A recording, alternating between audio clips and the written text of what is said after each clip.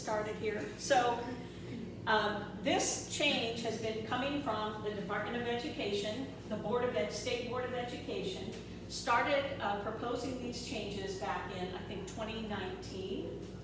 And so they made a lot of changes, a lot of drafts to this policy. But this will be the first year that this year's graduating class will have to follow this new pathway. And so we have been tracking our students, and we'll kind of talk about where we see our students meeting this pathway. So first of all, there are what we call them buckets. There are 3 buckets that students must meet in order to earn a diploma. The first one is they have to earn a high school diploma.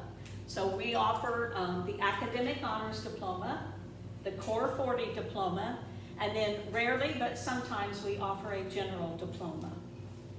The second one is to demonstrate employability skills, and we'll go through kind of what the 3 categories are for that bucket. And then the third one is the post-secondary ready competencies. And there are several different paths for which students can meet this bucket. So we have to be able to check off each one of these buckets in order for them to earn a diploma. You want to talk about that one? Yeah, so Mrs. Robertson kind of gave the overview of this. These are the diplomas we offer minus the Technical Honors Diploma.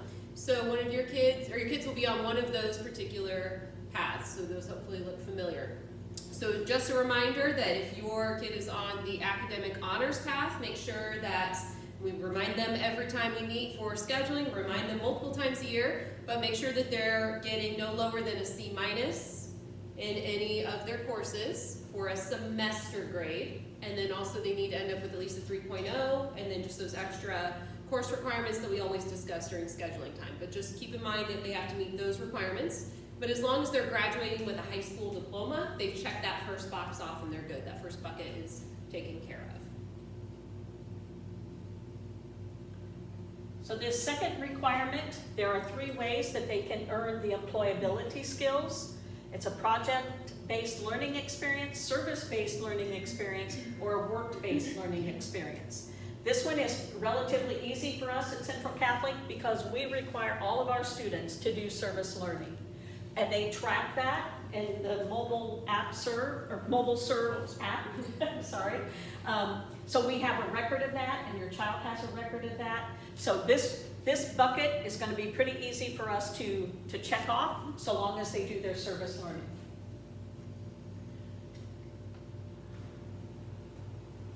So this is the one that we are probably going to spend the majority of our time discussing this evening. So you want to start? Yeah, so you'll see number 1 on there is Honors Diploma. So a lot of you are thinking, oh, that's great, my kid's getting an Honors Diploma, check that off. But we are going to be extra cautious because we have seen some kids second semester of senior year get lower than a C-, and then they're off that Academic Honors Diploma. So we are making sure we have another path other than that Academic Honors Diploma to fulfill that bucket 3 for every single kid. So you'll see there's a list of them. We'll go through some of those different ones, cut scores, and talk about that. We will be reaching out, if you have a senior kid, we will be reaching out to every single parent and student and letting you know, if you've met that SAT cutoff, you're good, here's where you stand, or if not, here's the plan. But just a note about that Honors Diploma, we're not relying solely on that Honors Diploma because we want to make sure we have a backup because we have seen some kids fall below that 3.0 or get lower than a C- during their senior year. Yeah, if you have seniors or you've not had a senior, our final schedule, usually finals in like on Tuesday or Wednesday in May, and then we graduate on Friday.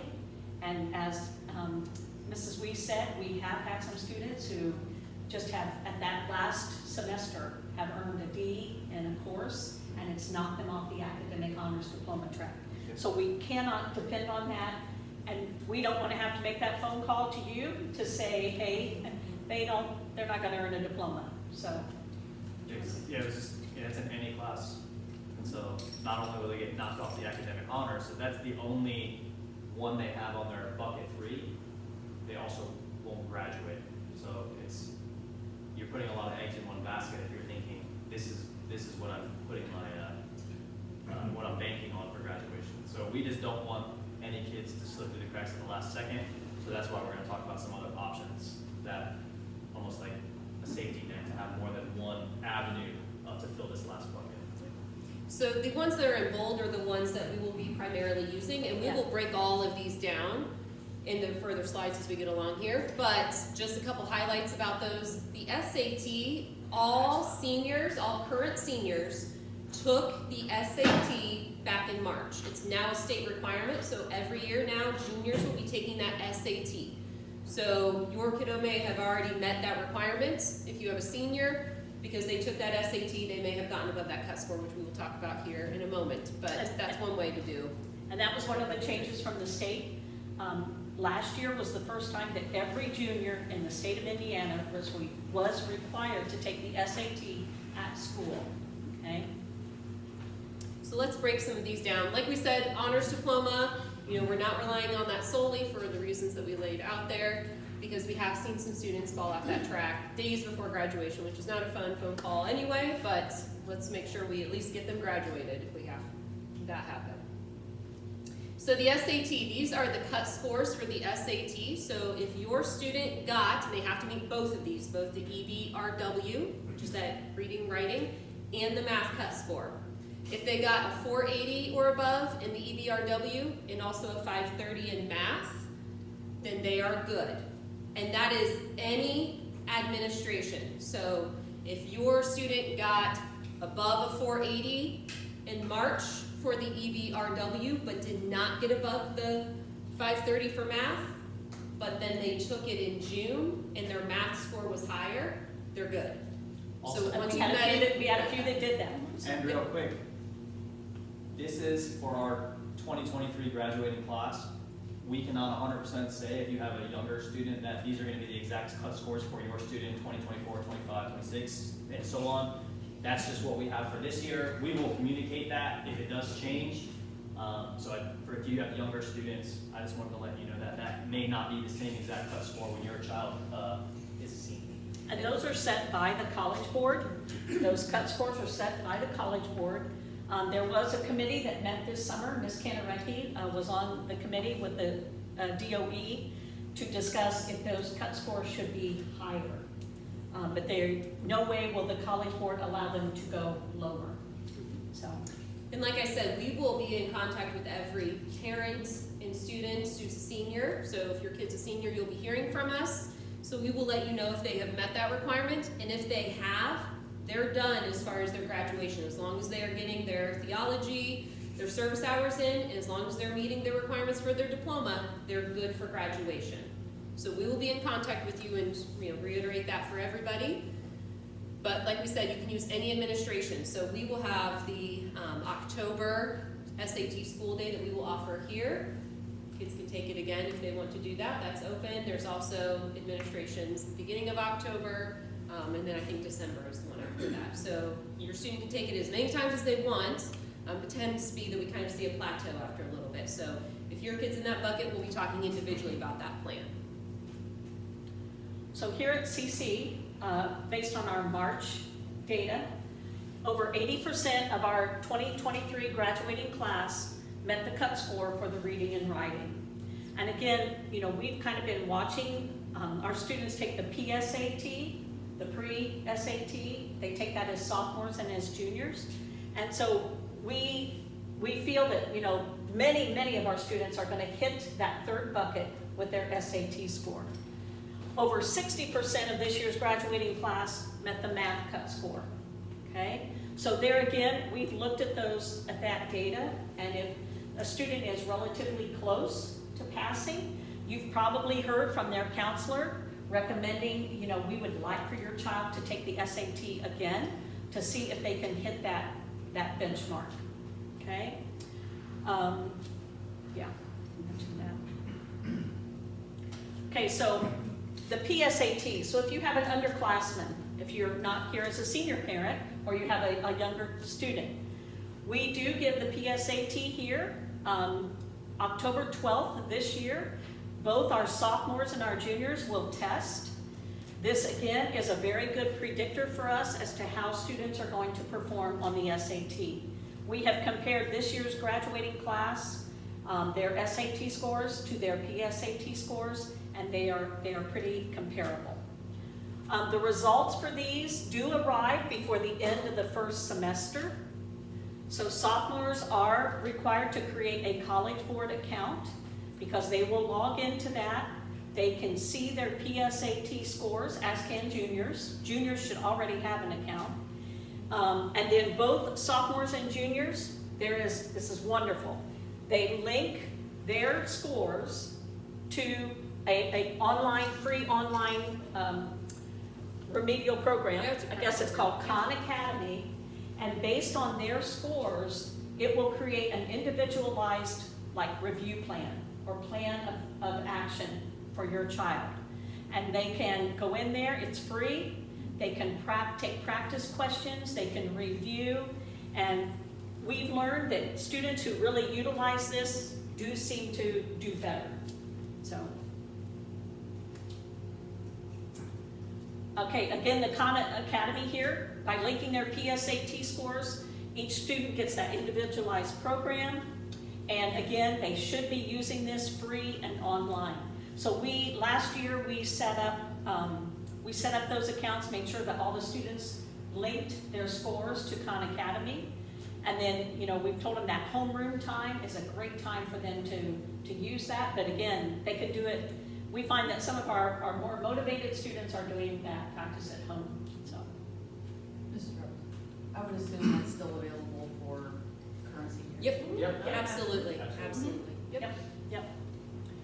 Okay, so again, I think for this year's graduating class, those parents have been notified if they've not met that SAT score. So now you may be saying, okay, what are my other options? Okay, I'll let you start there. Yeah, so one test that we are going to be offering an administration of is just another aptitude test. It's called the Armed Services Vocational Aptitude Battery. Long name, but basically it is a career exploration program. It is put on by the military, but it does not at all commit you to the military, nor is it specifically used for that. So it is really a program that is for high schools that extends beyond the military and provides some other feedback regarding some different, maybe college-based learning, work-based learning, some different avenues you might want to explore. So that is one test that we will be giving in October, beginning of October. So we will be talking with, especially those seniors that we think might want to take that one. I think we've already connected with all of the seniors for the most part that we would like to take that, and we're prepping them as well. So we have some prep resources. If your kiddo's interested in taking that, let us know. But the minimum score that a student must earn is 31. So it's kind of a unique scoring. It's a percentile. So you essentially have to do better than 31% of the other people. So we're prepping those kids for that, but we also have resources available if your student is interested. And I believe we might be reaching out to some junior parents and saying this might be a good thing to take, if you're a junior, to take to get exposure to it. And we'll go through what that would mean. But we may be in contact with you if you have a junior kiddo too. We'll be dealing with that here before too long. I think there are about 10 different subtests with this test. I bet there's science, there's math, there's reading, there's a writing, I think, portion. Electrical. Yeah, there's one on spatial knowledge. Yeah, reasoning, kind of that type of thing. And so it seems to be a bit more of a practical knowledge type test. Probably what we could see from some of our experience with it, some of the reading is not 10, 12 or more paragraphs. Perhaps it's a shorter passage of reading, and again, a little more practical type knowledge, okay? So students who have not met other criteria, again, will be taking this ASVAB on October the 5th. What we are doing is we are putting those students into a homeroom, and we're having a teacher, actually we have 2 teachers in there that are kind of guiding those students through some of those practice questions, talking about how to come about those answers, guiding them through that, and then the students will also have a list of resources that they can practice independently on their own. The nice thing about this one, the scores are released about 2 weeks after they take the test. I can tell you when all of this was laid out, you know, we're in a very good place here. We have very strong families, we have very strong students who are very, you know, they understand the importance of education. And in talking with some of my principals at the other schools, some of them actually said we are giving every student the ASVAB. That was kind of their go-to. And I think since then, we have learned that, you know, the armed forces have said, whoa, you know, we weren't prepared to give this to thousands of students. So we did have to submit a number. We have never given it here at CC. So we did have to submit a number of students that we are going to ask to take that. So, yeah. Again, we feel like we're in a pretty good spot. So. Okay, so one other way to meet that bucket 3 is with AP or dual credit courses. So if your student, especially if you are a senior parent, and your student took survey last year and is taking dual credit this year, this may be a way that they are meeting that requirement. So there's some stipulations regarding that. You have to earn a C average or higher in 3 courses. So we can break it down individually if you have questions about it, but survey, for example, is a little bit unique because that is 2 separate college courses. That counts as 2. So if your student is a senior, they took survey last year, earned at least a C average or higher, then they just have to take 1 more this year, and they're good as long as they earn a C average or higher. So it talks about how one of those, dual credit U.S. history. Yep. Dual credit U.S. history, for those of you who are giving me deer in the headlights look. Yep. So one of those 3 courses must be in the core content area, but we get that with that U.S. history or other examples. So again, we will be touching base individually and telling you whether your student has met it, hasn't met it, and how they have met it. But this is one other way that they can do that. And this might be for the student who maybe is on the academic honors diploma track, but they fall off, at the last minute. Hopefully they've met that with their SAT as well. But chances are, that student probably has taken 3 or more dual credit courses as well. So, okay. So this, some students maybe have taken 2 courses, and now they just need 1. And so their semester 2 schedules may need to be altered, and we've talked to those few kids who are in that position. Again, we want to provide every opportunity that we can to try to meet that 3rd bucket. We really just don't want to depend on one test score or on one area.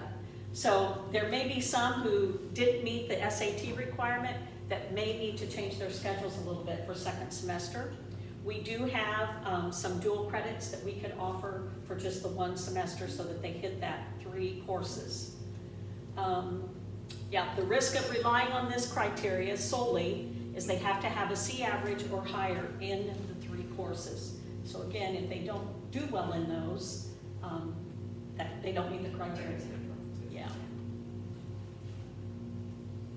So another way that we can satisfy that bucket 3 that is not very common here at CC, but is an option for some of our students who have room in their schedules, some career technical education concentrators, and that there's a bunch of jargon up there, but basically if they're taking career-based courses, a lot of times we're looking at GLCA, Greater Lafayette Career Academy.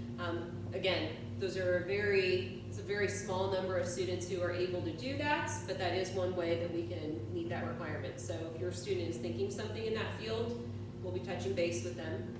But that is an option to satisfy that 3rd bucket. We've heard some parents say, well, we didn't think that was even an option. So, again, many of our students are looking at going on beyond high school. Many of them are looking to go to a college experience. But for some students, that career tech, that hands-on experience is valuable. We see ourselves, I think, expanding that, hopefully in the years to come. But generally, Tippecanoe School Corporation and Lafayette School Corporation, who feed into that, And Westside will fill those slots. And then we generally contact them and say, you know, are there additional openings, or I have a student interested in this career path. But so far, they've been pretty good to work with us. And it's really minimal cost, but it is, you know, for some student, it's a good pathway. And again, there's a grade requirement, so students need to earn at least a C average in those courses, which generally our students do pretty well with those.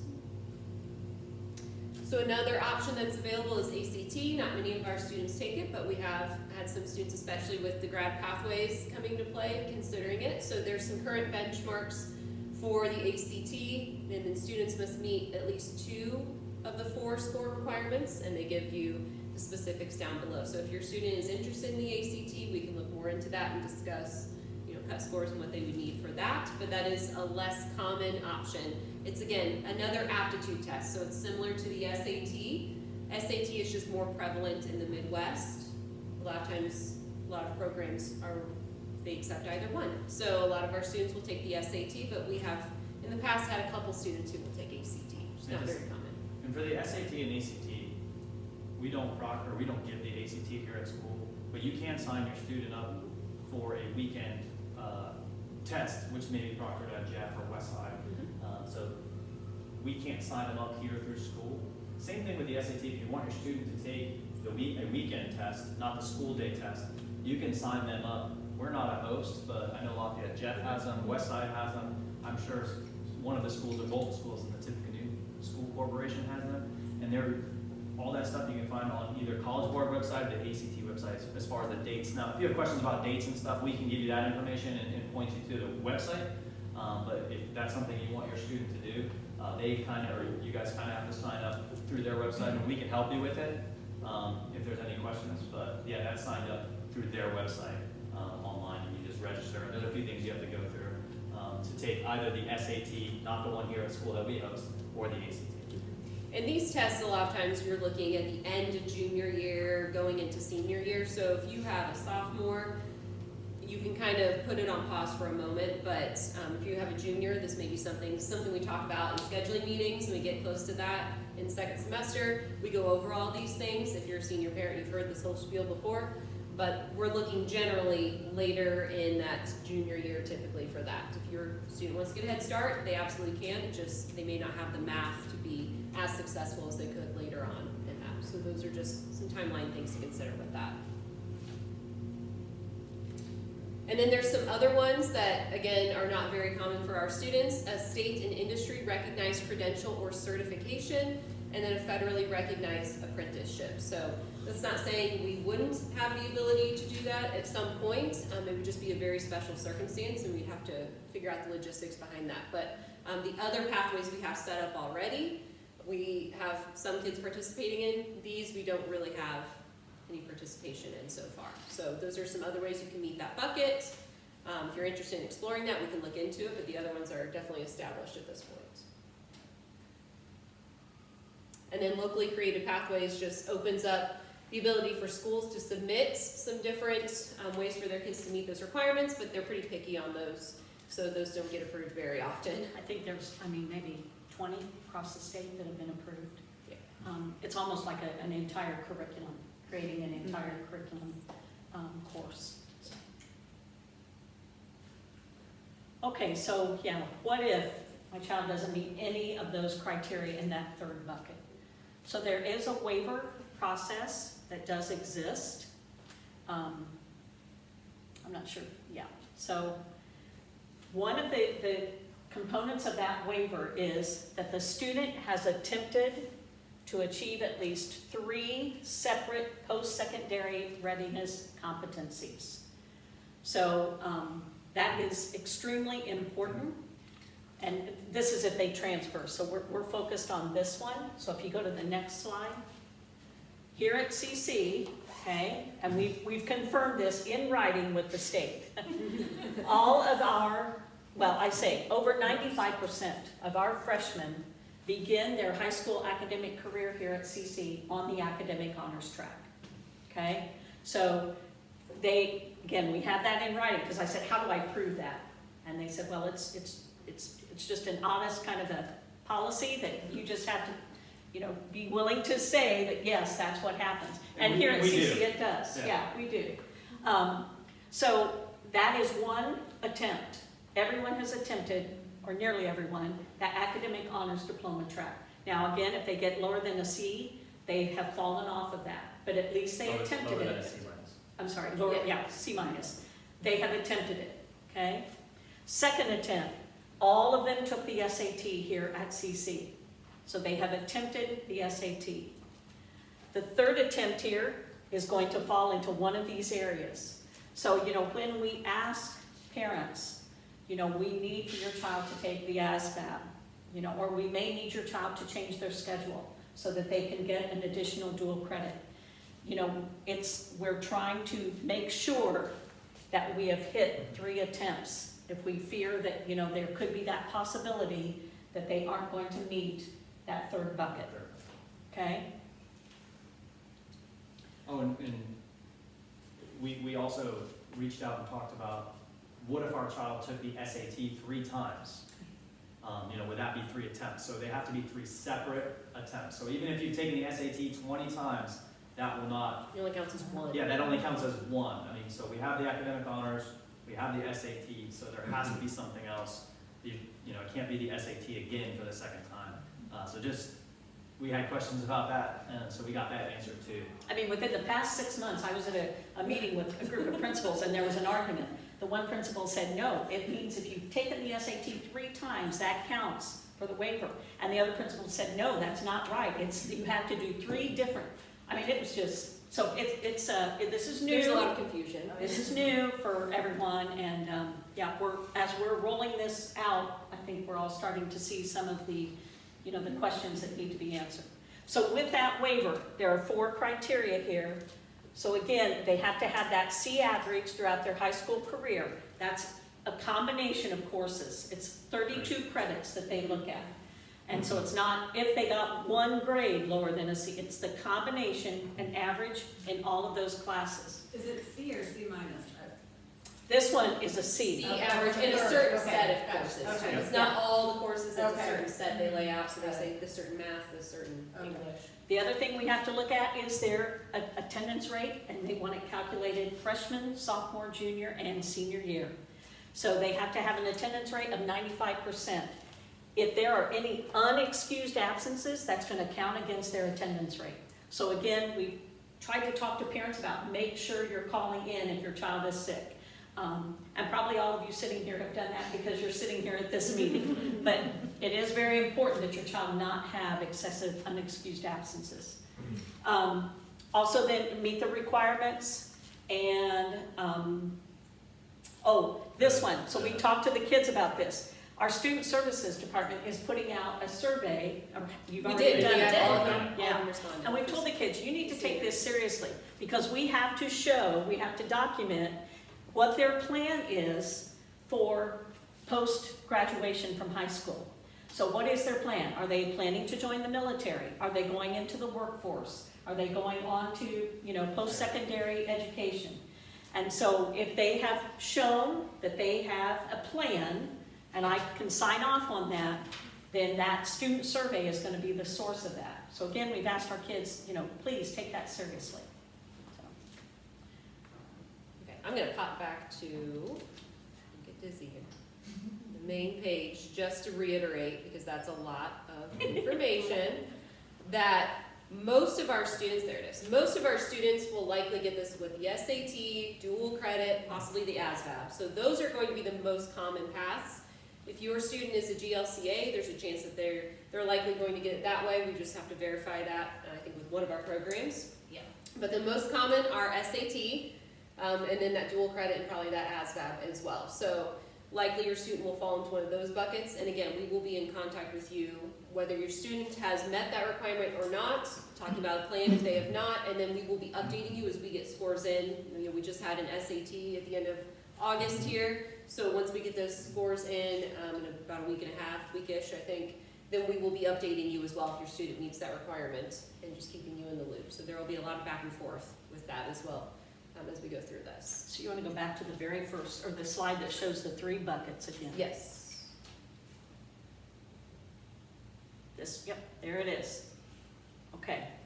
So, questions about the high school diploma? That's basically just the credits. Nothing has really changed there, You passed your credits. okay? How about the service learning? Any questions there? Okay. How about the third one? The one that we're all going, ah, you know. I have a Yeah. question about the SAT, so Yes. you said they could take it on the day, on that Yep. Wednesday or whatever it is in October, and then they could take it again in March or at Jeff or wherever. Right. So the first time they take it, I know you said it was 480 for reading and writing, 530 for math, that's the minimum. Yep. So if the first time they take it, they get like a 600 in reading, but they get a 500 in math. Uh-huh. And then the next time they take it and they do lower in the reading, writing, can they combine those grades? Yes, or- so okay. that's Super super scoring, that's super scoring. So we Okay. talk with kids, we talk with juniors especially, so this is something some of you will hear here in a next semester. But super scoring is where they take the highest EBRW and the highest math score from any administration and combine them for the highest overall. So super scoring comes into play with college applications because a lot of schools will super score and will ask for your highest of each of those categories. The same applies here. So once they've met that EBRW, they just need to meet that math, doesn't matter what else, they could completely bomb that EBRW and get the math over it and they're good. And if they take it as a sophomore, they still need to take it again as a junior, right? So Yeah, it's every yeah, single sophomore student is in practice. this, yep, Okay. every single junior in the state of Indiana has to take it, that's a requirement. Okay. So they get that for free, you don't have to pay for it, you don't have to register them, so that's kind of nice, because you don't have to mess with that. Yeah. But that will be coming up in March. And when they take it, yeah, you can't just sign up for the math portion, correct? Okay. Correct, And and you taking can't the just sign test. up for the. It used to be they had an essay, you could sign up or not, now it's just the test. I used to have subject tests. Well, ACT, yes. Is there a deadline, like a cutoff, deadline of when all these have to be met, per se? Or not? By graduation date. So that's it, yeah, that Friday. And again, and that's another good question. So, we do have sometimes a student who maybe ends up not passing a second semester class. So they do have that summer after their senior year, to take up, or to take a course if they need to make up credit. We do have kind of that window of where we can continue to try to get them as marked as graduated. They're usually not very motivated, but sometimes that does motivate them when their parents say, you've got to pass this class. Yes? So if they're on an academic honors track for a diploma and they bomb it last minute or whatever, they don't automatically qualify for like a general diploma? They fall to a core 40 diploma. So it's like core And- 40 and with there's- honors, core 40 general. Yeah. Is how you kind of. And Because many they're students get into college on a core 40. Yeah. I mean, Yes. Yeah. But they're all those first three are all core 40, it's just core 40 with academic honors, core 40 with technical honors. Okay. So they're all three core 40 degrees. So if you don't meet the requirements for the academic honors, your core 40, still applicable to college, still get you where you want to go. And just like 95% of our students start with the academic honors, that's the core 40. So it's the same set of classes. The academic honors portion is just the grade portion of that. So it's not necessarily the classes you take, although it can be. It is a little bit. A little bit. A little bit. But it's more if you performed in those classes as well. But yeah, you're right, it is a little bit, A little bit. so you can't say it. You're right. Any more questions? And of Well, course- again, it's new. Ours It's is new. fun. I'm telling Just as you, much. it's very new. And on our end, we're like, how is the state going to track this? Well, we just learned. I mean, we've seen in Power School, which is where, transcripts are generated from. We now have to go in for each one of these on every student, and we have to, which we've had to mark their diploma before. We've always tracked that. Yeah. But we now have to go in, and it says employability skills. What did they do? Did they do the service learning? What did they do? Post-secondary readiness. All of those things that we mentioned are listed, and we have to mark which one of those did the student meet. And their post-secondary plans. Yeah. Yeah. And much of that then, the state will be able to pull, like if we mark the dual credit, they're gonna be able to see that on their transcript. If we mark academic honors diploma, they're gonna be able to see that on their transcript. So the SAT scores, all of those scores are in Power School, so the state can pull all of those scores as well. I can't believe that they got somebody down there that's gonna be able to do that for everybody, but, Not much. Yeah, Not much. auditing is Yeah. gonna happen. And if questions do come up, if you go home and talk to your students, of course, feel free to reach out to us. And we will give you the answer or find the answer for you if we don't know it. Yep, we'll be in touch with senior parents if we haven't already been in touch. and we met with the seniors, was that this week? Tuesday? Well, we met with them last year. Recently. Yeah. We met with them last year as juniors to say, you know, Monday. hey, this is coming down, you know, the pike. But again, how that was all going to play out and how that was all going to look was still a little bit up in the We air. didn't get test scores until July, right? Yeah. Yeah, for SAT. Yeah. So, Yeah. okay, well, we thank you so much for being here, and we're available. I can tell you, those ladies right there are the experts in that, but we are trying to all be as informed as we can. And again, if parents are asking you, you know, and you don't feel comfortable, please say, just tell them to call us. Call any one of us, and we'll try to help them. You know, because that's why I started to say, we met with all the seniors this week. We're meeting with all the juniors next week. And we had some seniors, you know, that they were upset. You know, I think our intent is not to scare them, but, you know, but they need to know what the expectation is, and that it is different than it has been in the past. So, And we'll share the video and the slideshow, so you'll have these links as well, but there's some different information there. On parent portal. Right, well. We can do that and post it in Schoology, we can put it and on a parent couple portal, different, we'll put it on Yeah, both. we can do it a couple different places. Okay, Yeah. sorry. Okay, thank you, everyone. Thank you.